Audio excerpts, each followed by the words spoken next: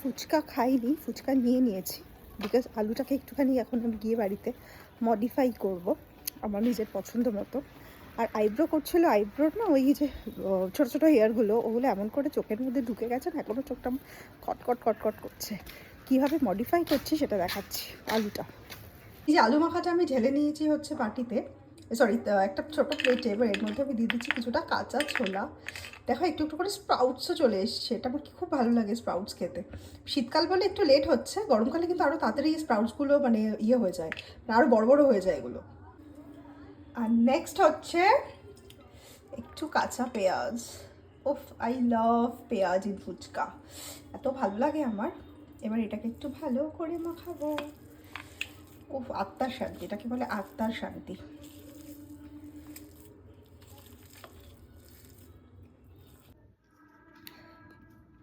And this is ultimate সুখ। Top top করে টক জল পড়ছে।